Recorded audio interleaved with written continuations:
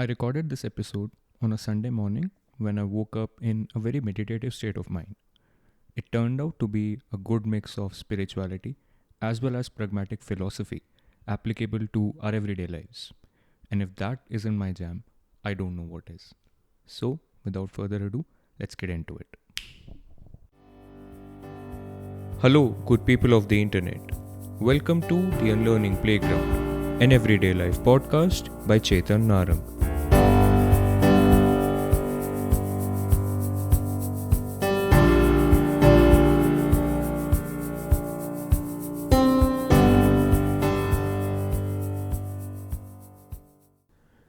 I had a dream once, and when I woke up, like most dreams, I remembered only a few segments of it. I remember that there was my dad with me there was my wife, and the three of us had something really urgent we had to do, something very compelling, and there was a lot of anxiety overall within that dream. And I also remember that we had hired a cab, so there was a cab driver, and I remember there was a police guy who had stopped us at a checkpost. And if I remember correctly now, there was also a beggar at a traffic signal whom we encountered in that task.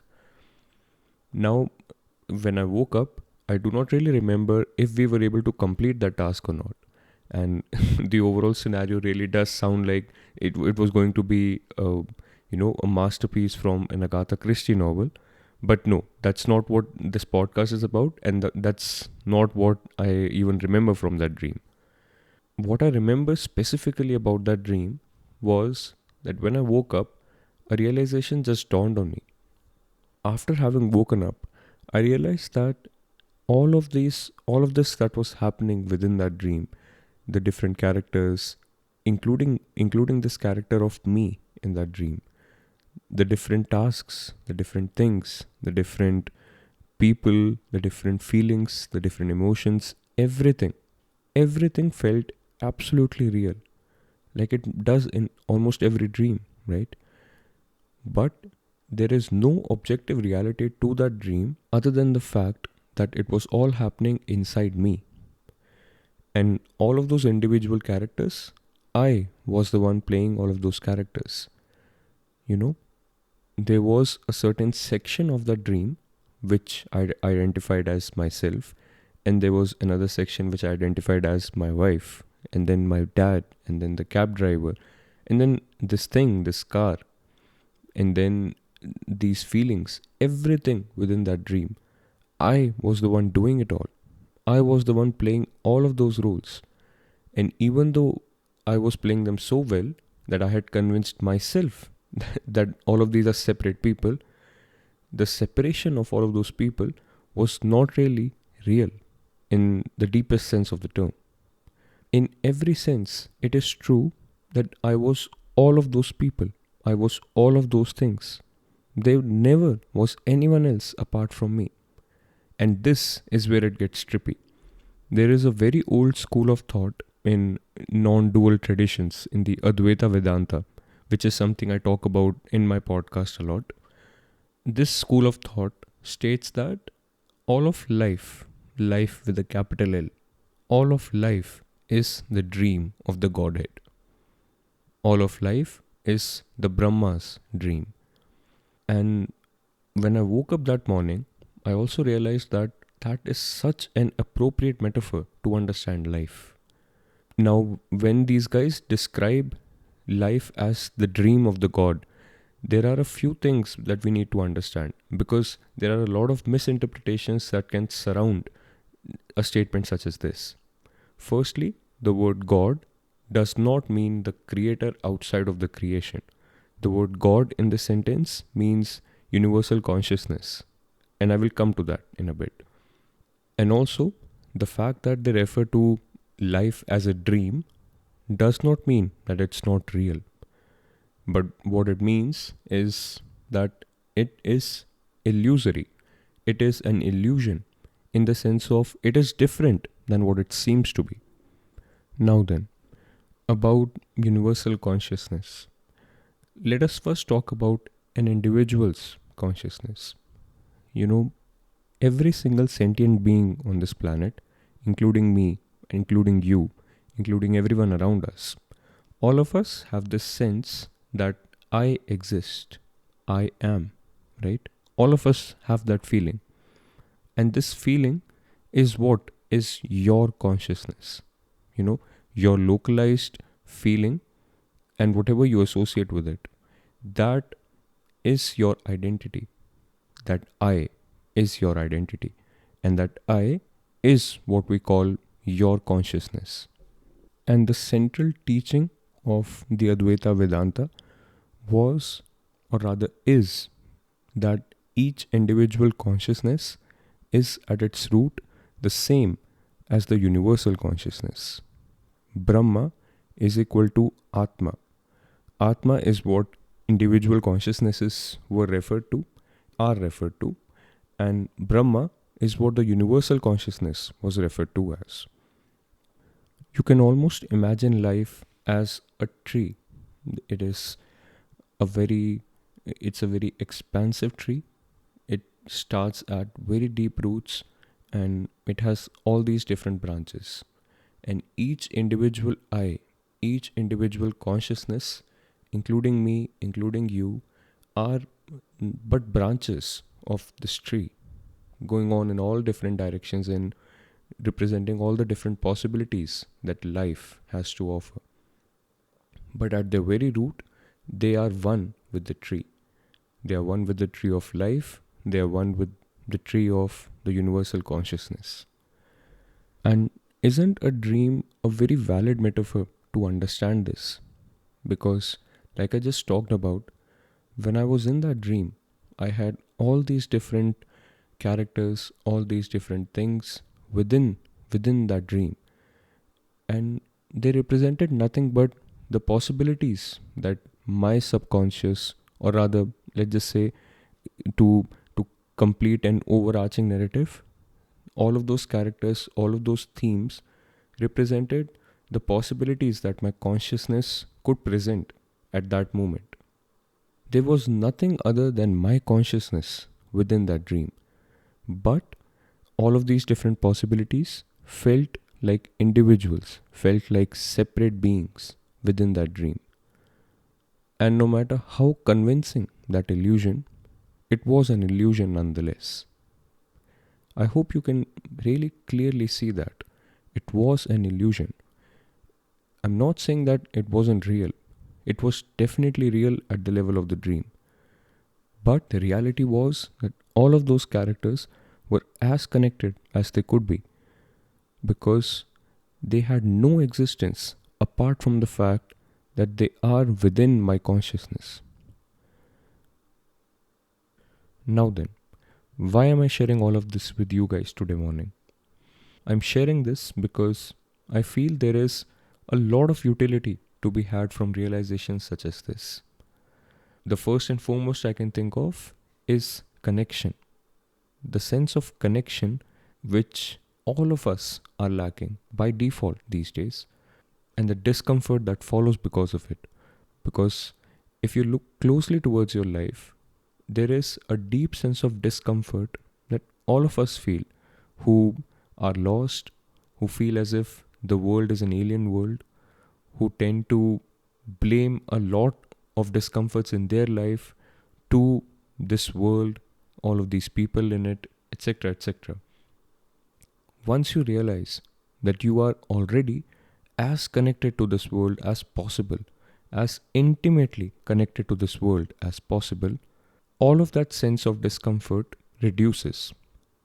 I was about to say all of that sense of discomfort drops, but I have come to realize that it is not an instantaneous process because it is like that sine curve where you go to the highest point of your realization, but then you're bound to fall back, and then you're bound to go back again, and then bound to fall back. But then within all of these turns, the equilibrium where you stay is bound to rise.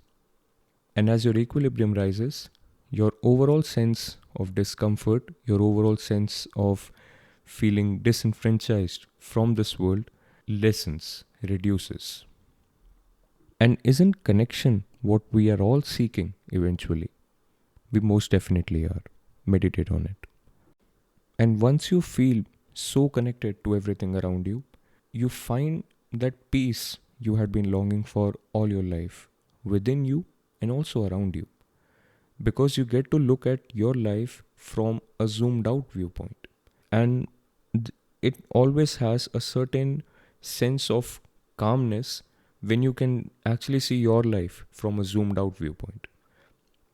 An example that comes to my mind is that famous pale blue dot speech by scientist Carl Sagan. If you haven't heard it yet, I would really recommend you to go onto YouTube and type pale blue dot. What that speech was all about was, I'll just give you a visual.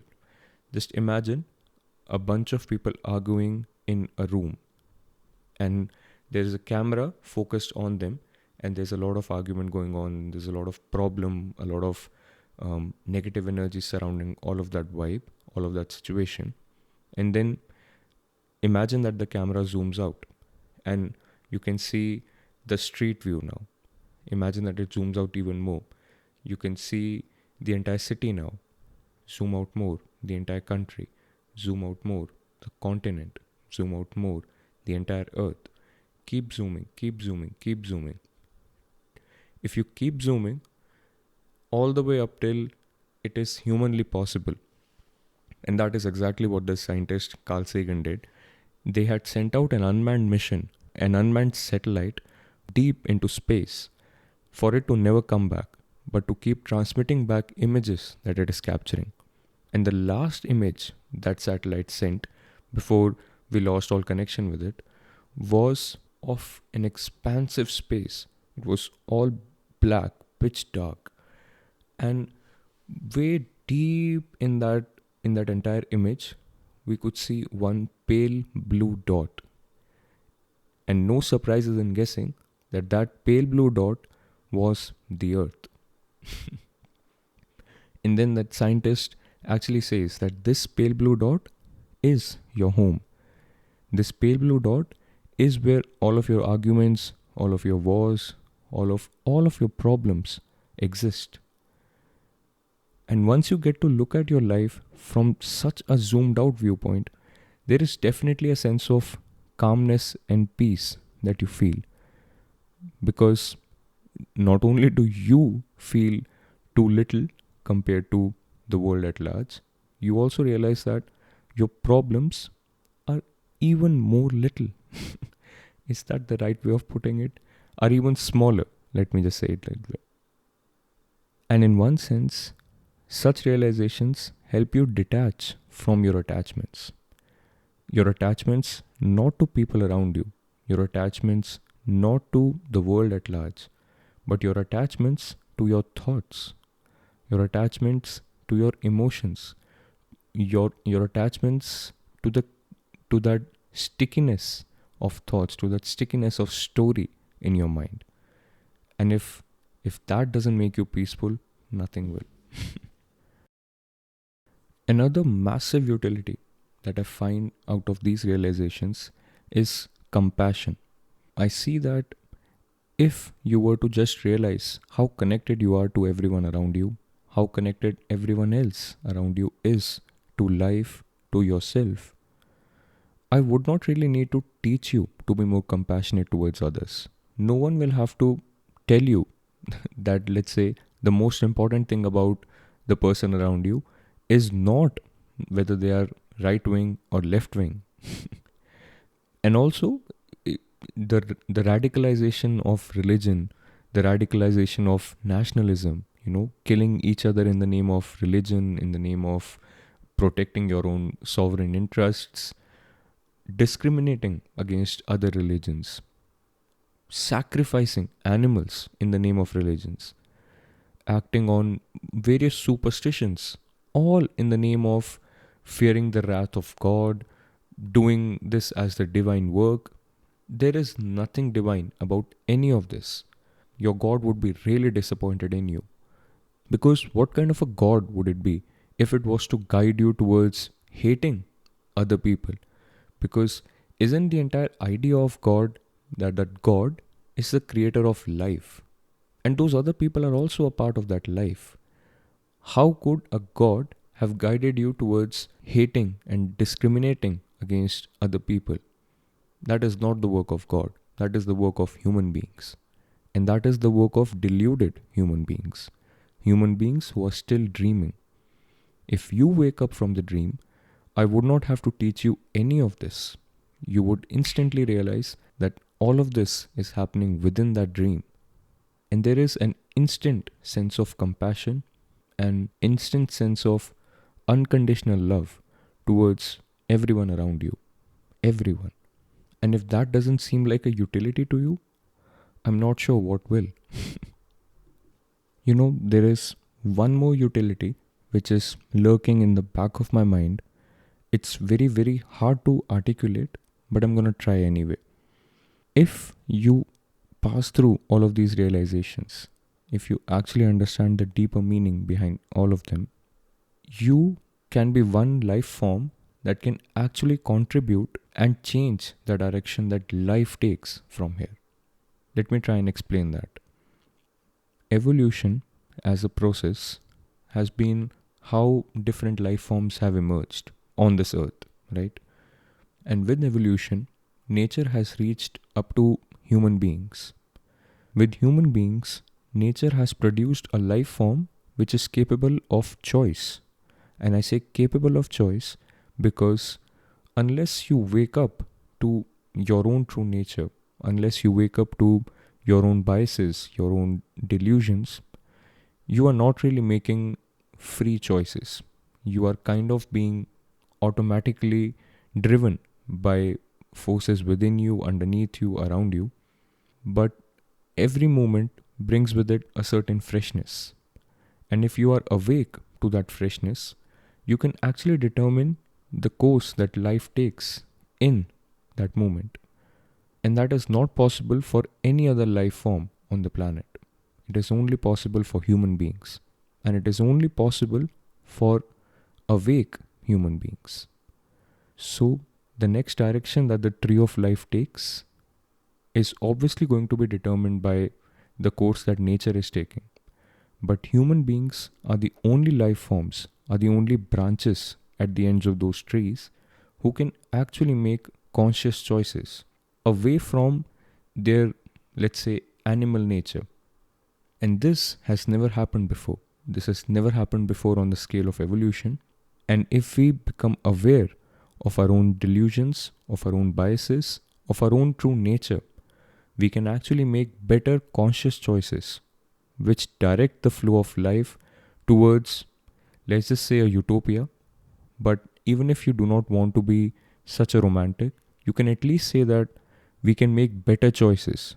We can ensure that human beings around us make better choices. And if that isn't utopia, what is? Right? But you see, to be able to actually understand that, we need to unlearn the attachments we hold to our puny little ideas.